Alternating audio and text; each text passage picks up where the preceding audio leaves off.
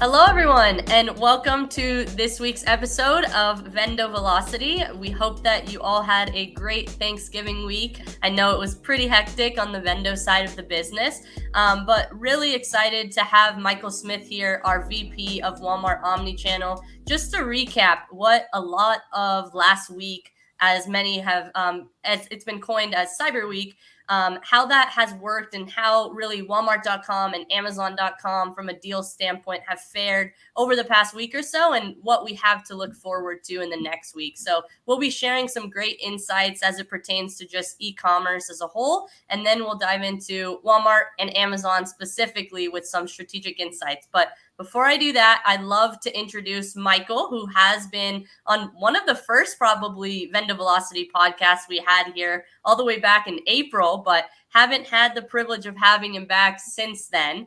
So Michael, it's always a pleasure, but if you can just give everyone a breakdown of your role here at VENDO, how long you've been here and really what you do.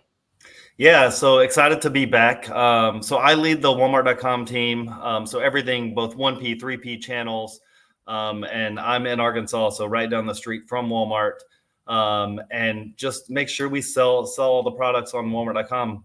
And I'm excited to talk about basically all things holiday. Walmart now calls it annual event, so you hear me say that quite a bit. It used to be called Black Friday, but now, as we'll talk about it, it's now expanded into almost the total month of November, which will be one of the trends that we talk about.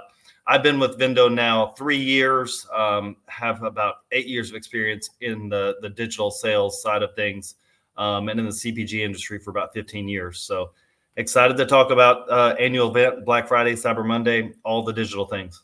There we go. Well, before we hop into Walmart and Amazon specifically, we did just want to give our viewers here a recap of how Cyber Weekend performed. So Numerator does a really great job of summarizing some statistics as far as the week in its entirety. So as far as the days shopped, I'd say this is one of the larger trends that we saw a shift in from a year-over-year standpoint, because as far as VENDO goes, last year we saw Cyber Monday was actually a much bigger day on platform than Black Friday. And what was reported this time around, as far as the percentage of Cyber Weekend shoppers, were that 89% of them actually shopped on Friday, compared to Cyber Monday was closer to 45%. So it seems like a lot of the deals specifically that went live sooner, both for Walmart and Amazon, pushed up a lot of the shopping periods for a lot of these consumers. So that was one of the bigger trends there, was that Saturday, which a lot of people will coin as Small Business Saturday, actually matched Monday, and that 40% of Cyber Weekend shoppers were either Saturday or Monday, where 89% of them really shopped on Friday. So Michael, if you could just dive into a little bit of how the deals were structured this year for Walmart.com. I know, as you had alluded to, they did start earlier, but what are your thoughts on that overall? Yeah, I think they continued the trend from last year. What we saw last year is Walmart really started almost the first week of November. So what we saw is a kickoff on, I think it was November 8th. So Walmart launched first online November 8th. So you got a 2-day head start on in-store shopping. And actually Walmart Plus members got a head start on everybody else. So they got first dibs on all the products on November 8th. So they got a head start a few hours ahead of everybody else. And we actually saw quite a few people shopping. There were a few of our brands that sold, tens of thousands of products just to Walmart Plus shoppers in that first set of deals on November 8th. So on that Wednesday, deals opened up. So they had 2 days to shop early before deals went live in stores. And then those opened up for the Friday, Saturday, Sunday. Then Walmart went dark on deals for 2 weeks. And then they opened back up the Wednesday before Thanksgiving. So again, they did the same thing on the Wednesday before Thanksgiving. They opened up cyber deals online only to Walmart Plus shoppers. And they ran those deals through Friday, which again, as you mentioned, Friday they opened in stores and they ran those through Cyber Monday. So they really had two main events there on November 8th. And then it was the Wednesday before Thanksgiving. And they started online first, then in store on Friday. And then it kind of ran through until they didn't have product anymore. Yeah, and Jacob May was on the podcast last week, and he's on Michael's team here, but he was giving us a glimpse of on Walmart, both in store and online, the deals weren't the same, which is, I think, a lot of what caused some of the impulsivity from a consumer standpoint, because consumers were always looking at new deals on the Walmart side of the business, whereas on Amazon, deals started on the 20th for the 3P side of the business, and it was an 8-day deal going through Cyber Monday. But for the 1P side of the business, they got an 11-day offering. So again, these different retailers definitely extending their deal periods. And then at the same time, what we're looking at is that they're competing with each other over pricing, but the assortment does differ there. So as far as spending goes, we'll talk about that a little bit because, of course, with this year and the macro economy as a whole, everyone was curious as far as what would happen in Q4 as it pertains to consumer spending. So 44% of shoppers said that they spent the same as they did last year. 37%, however, said that they spent less, while only 19% said that they spent more. So, Michael, it does seem like overall, of course, this deal period is critical, and offering longer deals is going to be very important. But what do you think overall, as far as those spending statistics go? Do you expect to continue to see that into December, where people really hold their wallets for these larger deals, or will consumer spending start to ramp up? No, I see the same thing. I actually had some notes around this as we work across every department at Walmart. What we saw is people were absolutely spending on the deals, and we saw a decline across other categories that were really they're non-discretionary. So their beauty products and stuff where they weren't seeing deals, they may have pushed that down the road and not bought those products, and they bought the air fryer that was on deal for $50 or whatever. And we saw a slight decline week over week on the other products that were their everyday products. So you definitely saw the shift in the wallet. So they may have spent the same amount of money week over week, but they went after the deals. So it's definitely, they don't have an increase in the amount that they spent, but they spent it on the deals. So I definitely think we're going to see that trend continue. And they're definitely, spearfishing those deals, and they're actually pulling back on their everyday spending. Absolutely. And just to tie into what Michael's saying too, Numerator was also asking what extent have these rising prices impacted holiday gift shopping? And 35% said that significantly these rising prices have impacted them, while 37% said somewhat and 22% said slightly. So that's obviously a huge sum of people there that said that these rising prices have impacted them overall. So that makes the deals all the more intriguing there. But instead of harping on these rising prices, let's go to the headline for Walmart, in which Walmart is breaking records and Walmart Marketplace has delivered the biggest sales day ever for sellers through Black Friday and Cyber Monday. Michael, this is huge for Walmart Marketplace, and we know how much this has really taken off as a platform and how everyone needs to be selling if they're not already on Walmart Marketplace. But go into some of those other statistics. Why did Walmart Marketplace really crush it this year? Yeah, Walmart has really pushed their marketplace, which is where sellers or suppliers sell directly to the Walmart shopper. So it gives an opportunity for anybody to be a retailer on Walmart.com. Some of the statistics we saw are peak orders per minute jumped 4 times versus all-time highs on Black Friday. As you mentioned, like Black Friday was tended to be the day they went after. Those that use Walmart fulfillment services so they could actually ship to the Walmart warehouse to get 2-day shipping, they saw the 4 highest volume days ever over this period of time. So not just one day did it all. There were 4 highest days ever. And they were running deals from like 20 to 40% off. And Walmart was featuring these deals quite a bit across the page because you didn't have to compete with the in-store pricing. You didn't have to change. These are just prices that were online. And again, Walmart was featuring these deals as well. So it really drove traffic. Just for example, we saw lifts of anywhere from 100% week over week all the way up to 4,000% week over week. And it was really a game changer, because the sellers got to decide what percent off they wanted to really drive. And we saw deals that were, upwards of 50% off on key items within the world out there.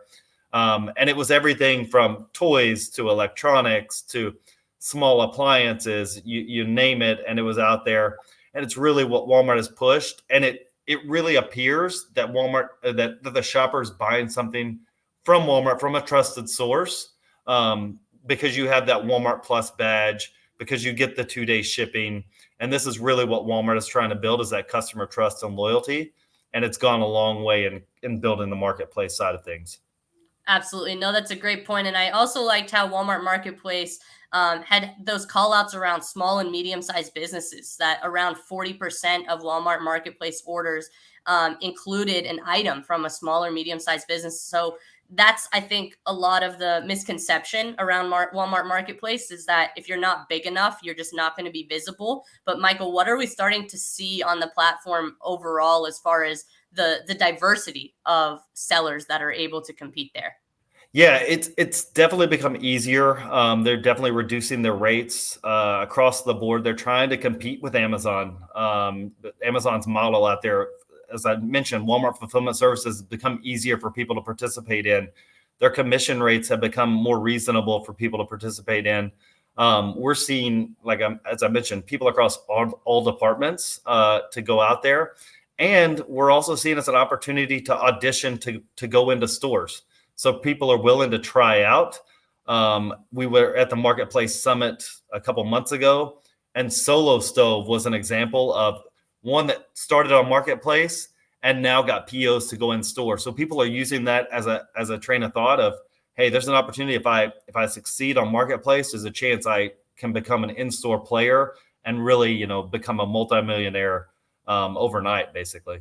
Yeah, no, that's amazing for some of these smaller sellers as well. But I think the thing that really stood out to us, Michael, was just the level of investment and awareness that Correct. Walmart decided this time around to build for this annual event. So can you go a little bit into some Yeah. of Walmart's marketing tactics and how that probably helped to gain some visibility and counter some of their larger competitors' efforts to take market share during this time period? For sure. Like, as we were mentioning before we got on this, Walmart invested a ton in marketing. They haven't done this as much in the past. And if you know anything about Mean Girls, you would have seen this pop up both on TV and on social. And Walmart has a decent Instagram following. They have 3 million followers. But Lindsay Lohan has 14 million followers. So they actually, targeted specifically the millennial shopper by kind of throwing back to the nostalgia of Mean Girls.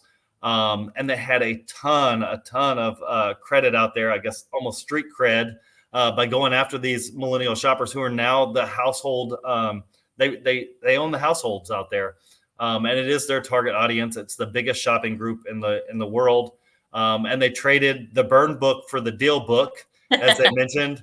And they got a ton of engagement. The typical engagement on a Walmart post is anywhere from 1,000 to 40,000. The engagement on Lindsay Lohan's post was 1 million.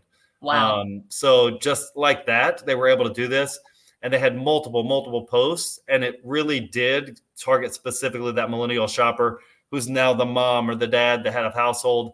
And it got the kids involved too now, as there's a Mean Girls sequel or reboot that's coming up. And it just showed that Walmart was willing to invest and create kind of this nostalgia, almost this Harry Potter effect as well, to create the buzz. We don't know yet, the total results of everything, but it created a ton of buzz out there that people are talking about the marketing behind it. It drew attention to the sales, to the event. I will say it created customer buzz. A lot of the products that were featured sold out within days, almost sold out before they were in stores in many cases. So it was pretty amazing to see what they put, because Walmart marketing's not known for really spending behind this and going after specific shoppers and being successful.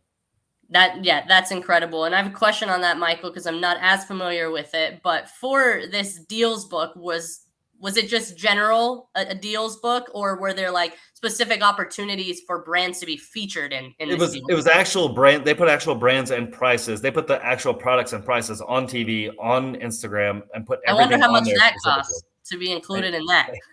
Good question. And I will tell you, there were a few brands that we know that sold hundreds of thousands of items within a couple days. So That's amazing. insane. That's insane. That's incredible for Walmart. Yeah. Shifting gears here, and we'll be sure to add some Walmart insights as we go along, but Amazon as well, another big headline, but they said that online Black Friday shopping sales came in at $9.8 billion. And that was 7.5% increase from the total Black Friday online shoppers that they had in 2022, according to Adobe Analytics. So continuing to see increases here across the board on the Amazon side of the business. Purchases of electronics specifically, as we saw a lot of electronics being pushed on the deals page, on the home page of Amazon.com. And that is one of their larger categories always during this T5, T11 period. But electronic sales specifically climbed 152% from their daily averages in October. So all things from smartwatches, TVs, audio equipment, etc. But I think one of the bigger headlines also coming out of Black Friday, Cyber Monday was that this record-setting sales day came despite all of the strikes happening by Amazon employees, that they're demanding safer work and better pay at their facilities all around the globe as part of the Amazon pay strike. So this is another thing that we're keeping a very close eye on because it is impacting sales in the December time period, most notably because of the fact that now, if you're purchasing an FBA product, you might have bought that on Black Friday, but you still haven't received it. So Amazon typically has a 2-day promise window, 2-day delivery. That's why you're a Prime customer. But due to some of these walkouts and some of the backlogs at the FCs, we're seeing that FBA delivery times can be even a week long. So this is something that we're keeping a close eye on because from a 3P standpoint, we know that we can set up fulfilled by merchant listings and maybe ship to the customer a bit quicker. This might eat into your overall margins. But if it is something where you're not paying as much for shipping, it's definitely something that you might want to explore to improve your conversion rates versus the rest of the market. So, Michael, that's kind of where I wanted to segue this to you because Walmart has the benefit of leaning on their stores during this time and online pickup and delivery. So that's not going to have as large of an impact. But are you seeing this at all with delayed delivery windows, or has that not hit you yet? No, I will tell you, we actually saw the opposite. A lot of the deals, and I can tell you this anecdotally because I actually made a purchase and we saw a lot of the deals, they were delivering from the stores the next day. So within 1 day shipping. So we actually seen a lot them absolutely utilizing the stores. And I think that's why they were trying to do it earlier, is so they didn't have all of it bundled into one or a couple days. And that's why they ran a lot of the deals earlier, so they could actually, I guess, not combine everything into one. And by separating it all out, it's not all falling into one area. So we've seen, I will say, we've seen a little bit of delays, but it being spread out across the board and coming out of stores does kind of hedge that a little bit. Yeah, no, that's a huge advantage that Walmart has for sure. For Amazon, same-day delivery is available to customers in more than 90 U.S. metro areas. So we know that Amazon has really mastered their shipping and logistics, but obviously not the best time of the year for a strike like this to happen globally. I think it definitely impacted the UK more than it has stateside, but we're still feeling that impact here now.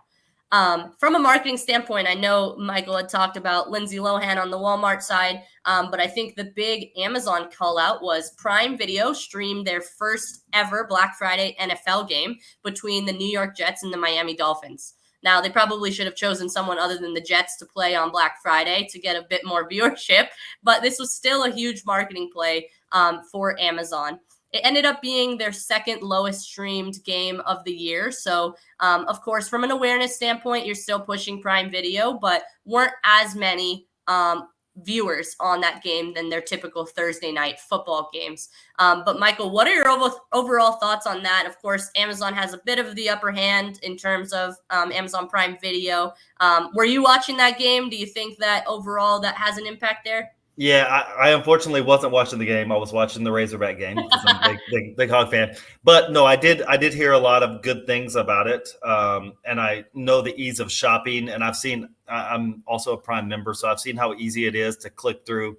Seen how easy they're now making shopping directly from watching Amazon Prime TV shows and being able to, get discounts if you're just clicking or send me an email, say, Alexa, send me something quickly.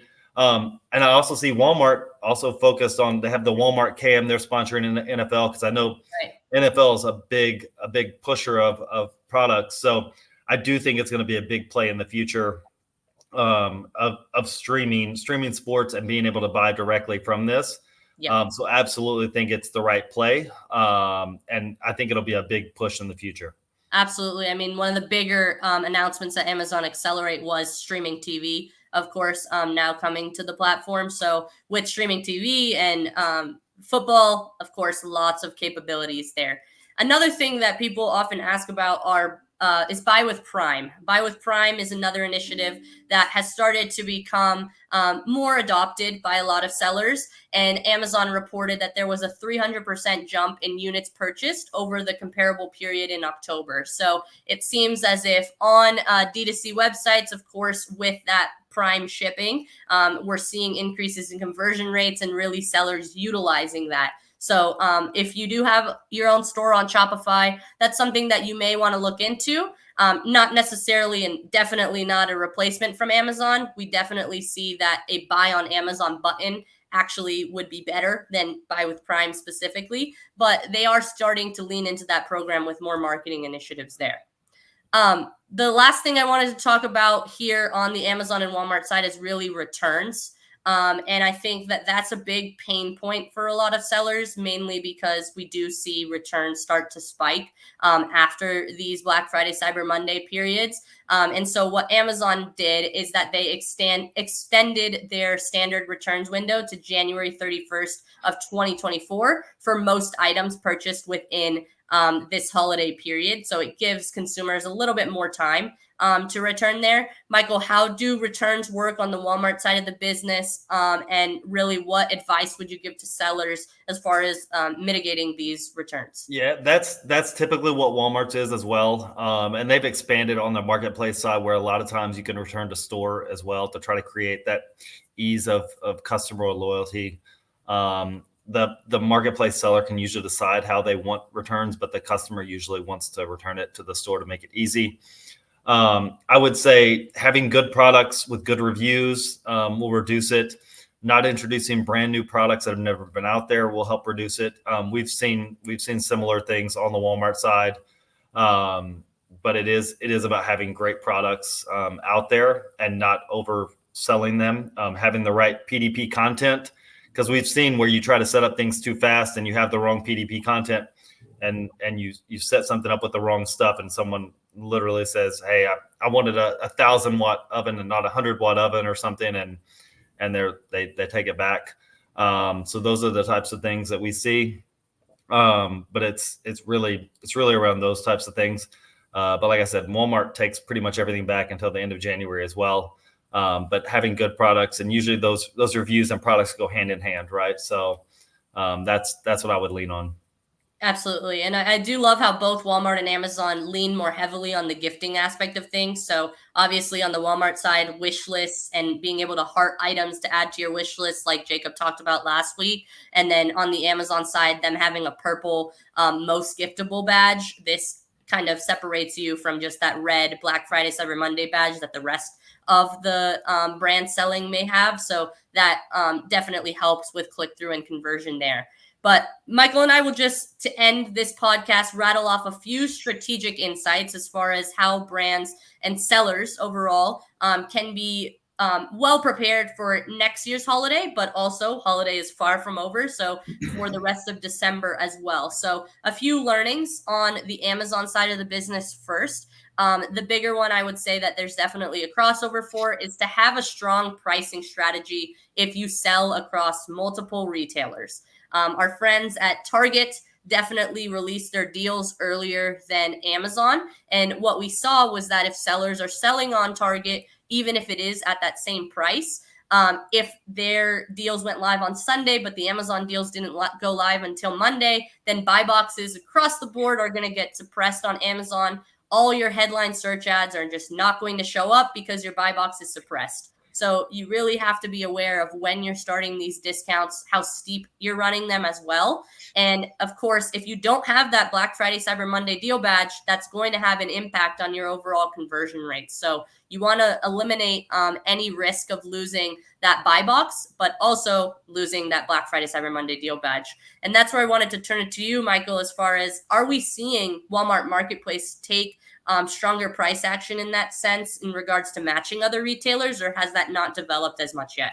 It's not as bad as because they own their own price. We're not seeing them chase as much for the most part. A lot of times they set up marketplace so they don't have to chase.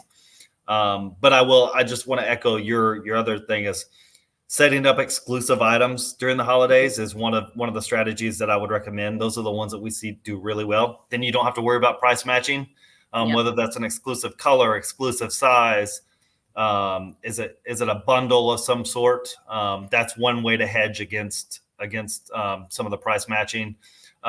It needs to be something a little bit different that actually shows some sort of value as well. Don't just change the model number by one or something. Right. You actually have to show some sort of differentiation.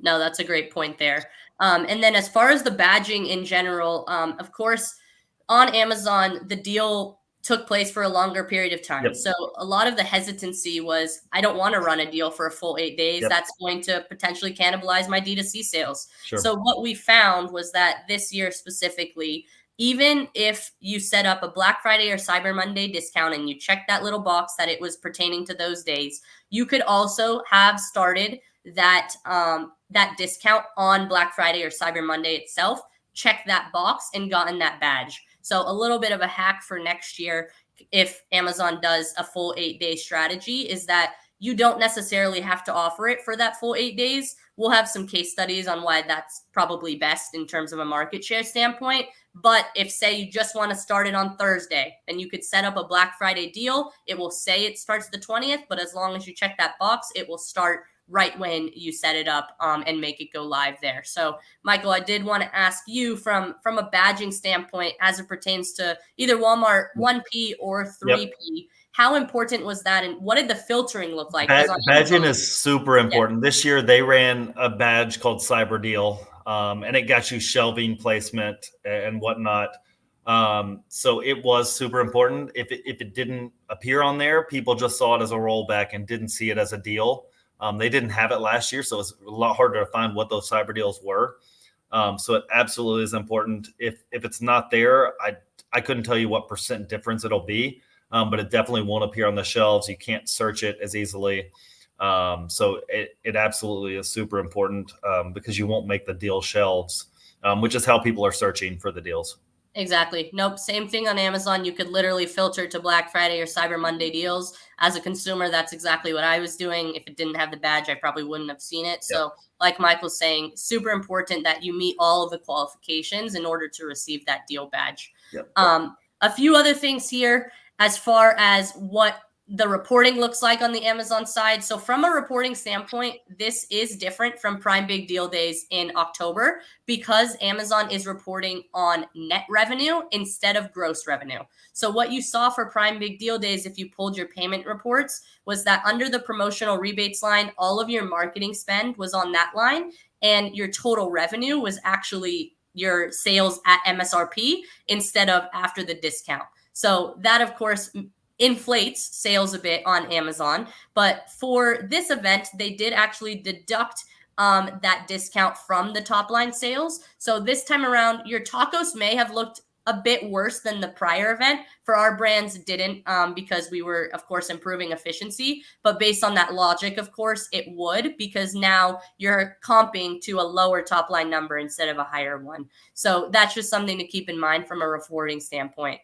And then another thing that I wanted to ask you about, Michael, is on Amazon, long-term storage fees are crushing to some brands at this time. And it's a great strategy during Black Friday to Cyber Monday for any aged inventory so that you can no longer incur those long-term storage fees to offer a steeper discount maybe on those items, because the margin loss that you'll see from selling at the lower price point might actually offset the margin loss that you'd incur from the long-term storage fee. So on the WFS side of the business, how do some of those fees work? Is there like a limit towards how much inventory you can store there? So there are two things on that. So one, yes, you should absolutely think about a strategy around limiting your loss if you want to run discounts. But also this year, Walmart actually ran a discount. If you shipped early, they reduced the storage fees. So we actually had strategies with a lot of our brands that wanted to get as much as they could in there because they reduced the storage fees. I think I forget what the reduction was, but it was quite a bit of reduction. So we could actually load up a ton of product in there during this time. And I'm sure they're going to do it again next year. But the goal was to get it in there early so they weren't overwhelmed. The system wasn't overwhelmed during the holidays. They could actually get it in place before. I think it was if you got it in there before October, then they had it on site and they didn't have to worry about unloading trucks actually during the holidays. So you actually beat the rush. And that was one strategy that worked really well for us. So you don't incur all the storage fees, and then you actually have product there, and then you don't have to pay those long-term storage fees, even if you have product throughout the rest of the beginning of Q1 or whatnot. Like you said, there is the opportunity if you don't get product in until later, you could increase your sales and run those numbers a little bit higher. But ideally, you take advantage of the deals that Walmart has on the storage fees. Absolutely. No, that is a great point. Okay, lastly, finishing up here with just your tip for sellers managing Black Friday, Cyber Monday campaigns, during campaigns and after campaigns. I'll start with the Amazon side of the business. During campaigns, I would say the biggest thing is if you're running a top deal, understand where your top deal is being ranked within your specific category, what competitors are on page one, maybe what discounts they're offering. That way you can easily evaluate after the fact what the market share implications might be and what some of your competitors were doing and where you were placed on page one of some of these key search terms compared to them. And also from the advertising standpoint, work very, very closely with your advertising lead to update your pacing for your brands throughout the day, because you want to understand where you're pacing to budget. You want to have time or you want to have spend during those peak periods reserved instead of using all of your budget up front.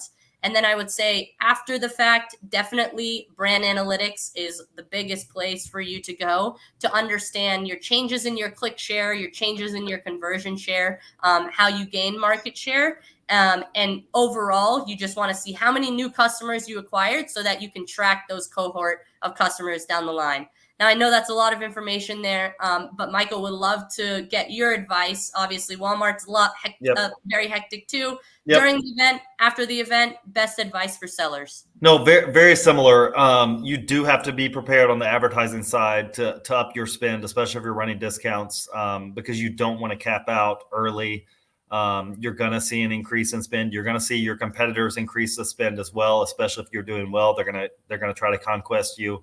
So you absolutely want to make sure that you're increasing your spend. We see this across the board. So you're going to want to optimize throughout the entire event. So you definitely want to do that throughout, and then make sure as you come back down that you're optimizing throughout the entire year. So that would be one thing, as I mentioned earlier. You want to also see what's going on around you. So whether it's at Amazon, whether it's at the D2C sites, what other retailers are doing, keep an eye on what's going out there, because there's other factors. It's not just what's going on site, what's going on at Walmart, or if you're at Amazon, what's going on at Amazon. So know what's going on in your surroundings, and just make sure you have the best deal that's going on. That would be my best advice. Ideally, you have exclusive product that's available for Walmart. You sell out of it, and you have a great holiday season. There you go. I'm going to leave it at that because Michael put it perfectly there. Michael, always a pleasure. Hope you have a great holiday break, everyone, and thank you for tuning in. Thanks, Delaney. Thanks, everyone. Bye.